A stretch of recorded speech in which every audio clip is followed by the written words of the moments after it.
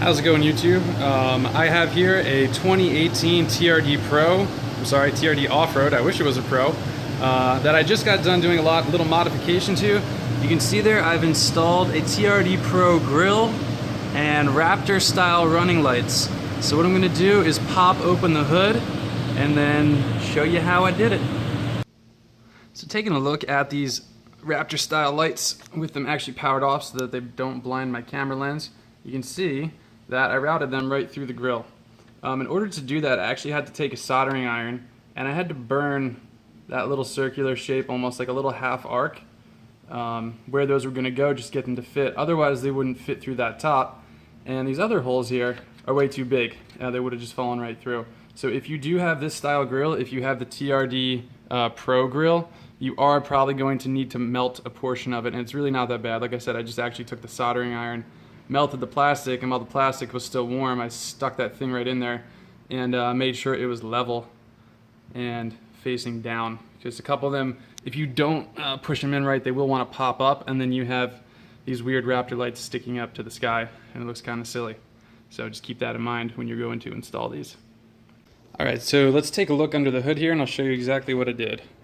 So you can see there, we have the wires running from each one of these Raptor style running lights. And what I did was I wrapped them up together, all the reds to the reds, all the blacks to the blacks, and actually soldered them.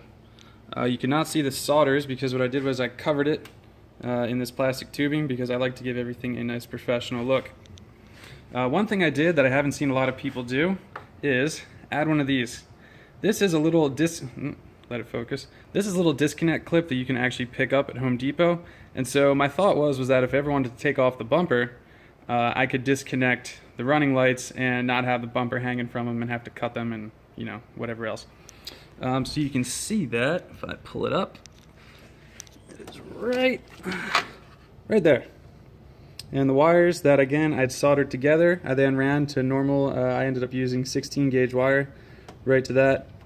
Come out of here into more tubing, and then what I did was I grounded it. I added a bolt, actually right to the existing, let's get that to focus, to the existing stock bolt, and then I used what is called a piggyback fuse to wire this right into the fuse box, because I'd seen some other tutorials on YouTube where guys had gone and they had actually spliced into their running light wire, which is down here. It's that purple wire, you probably can't see it. But this being a brand new truck, I was not yet ready to start cutting the factory wires. So I wired it to the EFI main fuse. That's your fuse that controls like your fuel pump and all that kind of stuff, but that's a fuse that is only going to be on when the truck is running. I initially had actually wired it to the daytime running lights. That is that little 10 amp fuse right there. However, when I turned the truck off, the Raptor lights were actually still stuck in the on position. You know, which isn't a good thing if you value your battery life. Yeah, so that's it. Super simple mod to do.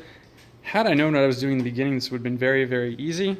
And again, this is a brand new, all black, 2018 TRD Off-Road Toyota Tacoma. Thanks for watching. Maybe down in the comments below, tell me what the next mod should be. Or if I screwed up something really bad by wiring to that EFI fuse, please tell me, because I am not an electrical guy. I am a DIY guy, but I do not work with electrical stuff a lot. Alright, thanks guys. Take care.